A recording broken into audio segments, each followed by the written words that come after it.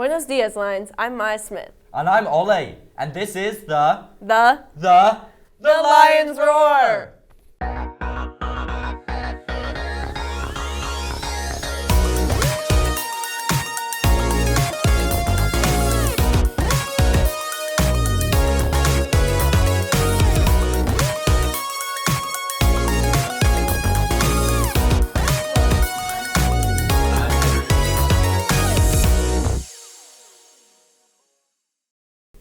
Today's date is Friday, November 10th, 2023, otherwise known as the best day of the week.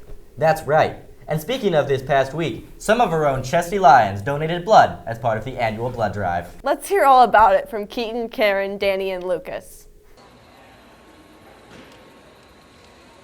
Wagwan Lions are a family. During Tuesday, students came together and donated blood to people in need for this year's blood drive. Here's a recap. Why do you think it's important to support the blood drive? Because it's like a blood shortage, so we can save people's lives. Yeah. Why did you decide to donate blood today? Because it's just a great thing you can do and it can help save a life. 83 total students donated their blood. They collected 60 total units of blood, which can save 180 lives. We then looked for a staff perspective in giving blood. I have O negative blood, and my grandfather, when I was 17, told me that I needed to give blood. O negative is a universal donor, so everyone can have my blood. Knowing that I have blood that's universally donated and knowing that it probably will go to someone who needs it in an emergency, it's a great feeling. I can't tell you how cool it is. It's a cool thing to know that that pint of blood might save more than one life even. Thank you to everyone who donated blood, tried to donate, and volunteered at the community blood drive. This has been Lucas Pierson, Keaten Tyrell, and Karen Middleton with the Lions Roar. Wow, I feel lightheaded just from learning about that. Fair enough. Wait, fair? You mean like the Multicultural Fair happening this Sunday from 2 to 4 p.m.? The Multicultural Fair is a way for different organizations from KU to come to Lawrence High School and talk about their, like what organization they are and what they do. For multicultural, people get to try lots of food from other culture and they get to experience the languages, different language, and they also can learn a little bit about the writings. There's a lot of different organizations that will be there representing different cultures. And then we also have community partners, like the library will have their bookmobile out front, and the fire department is going to have a fire truck, and you guys can tour that. As far as I know, there's going to be a ping pong tournament. There's going to be Foursquare. Like I said, there's also going to be karaoke bar. There'll be like games, so from different cultures. There's going to be like a lot of prizes, so we have like gift certificates from all over town. So it's starting November 12th, this Sunday, around 2 to 4, and if you want to come early for volunteer hours, welcome to.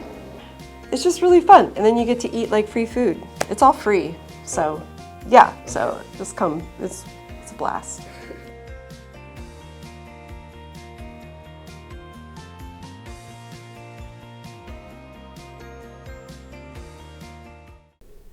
On Monday this week, there was a security threat regarding a potential firearm in the building. I met with Ben Willems and Owen Ackley to figure out exactly what went down earlier this week. This Monday, as many of you know, Lawrence High School was put on lockdown due to a reported firearm that later ended up being a pellet gun.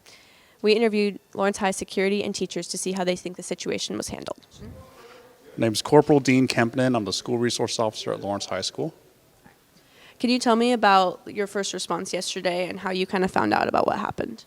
Yeah, so a couple of students came to the office kind of describing what had happened both during that morning and the previous Friday as well. And based off the information that that student provided, we found out what the student's name was and went to go look for him in his classroom at that point. Did you feel like you had the resources you needed to keep your students safe?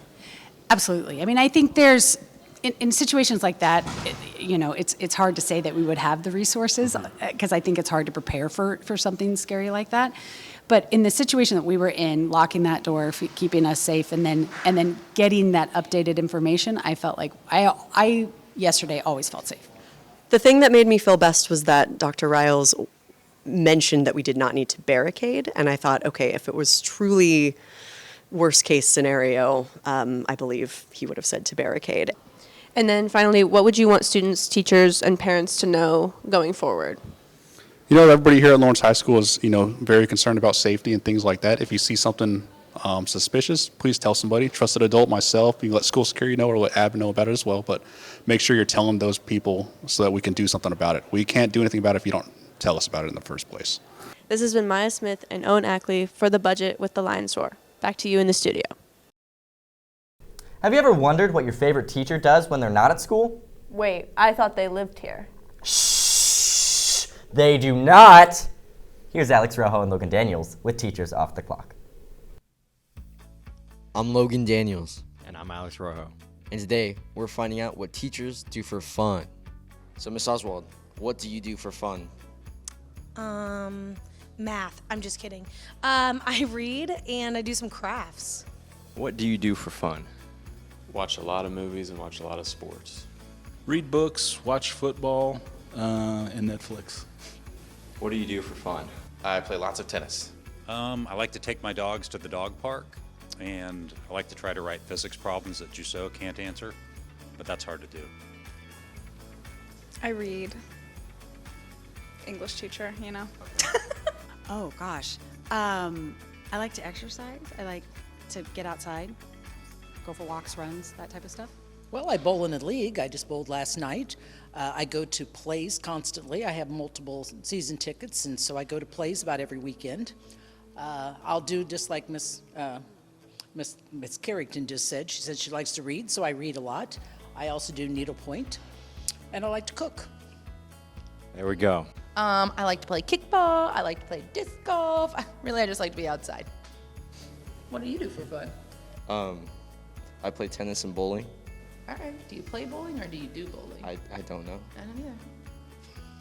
Well, I'm a grown-up, which means I'm very boring. So I like to do paint by numbers. Like you, I collect Doritos. No, just kidding. I quilt. I go out with my friends. I like to go for bike rides when it's sunny out. I really like to watch movies, and I like to read. Mostly anything outside. What do I do for fun? Math. I don't know, Scholars Bowl. Hang out with my colleagues. I really like to run for fun, and also I learn Spanish for fun. We hope you learned something about your favorite teacher. Now back to you at the studio. Wow, I didn't know Miss Bastemeyer was doing all that. Sheesh, the more you know. What do you know, Oliver? Well, you know what they say. Here's Jonas with 5 Nights at Freddy's Trivia. What's cracking? This is your boy Jonas Lord. I'm back at it again with FNAF Trivia. I'm asking questions about FNAF, the game, and the movie. Whoever presses the buzzer first with an answer to these questions gets the answer, but if they get it wrong, then the other team has a chance to seal. For teams, by the way, we got Team Clown and Team Fun Times, and whichever team wins gets this beautiful Freddy's gift card. How they're gonna split it, I don't know. That's not my problem. Anyways, let's just get into it. For the first question we got, this is an interesting one. What's the main setting of the third FNAF game? ULEX. Fazbear Frights. That's correct. You guys get a point. For the next question, we got who's the main protagonist of the first FNAF game? They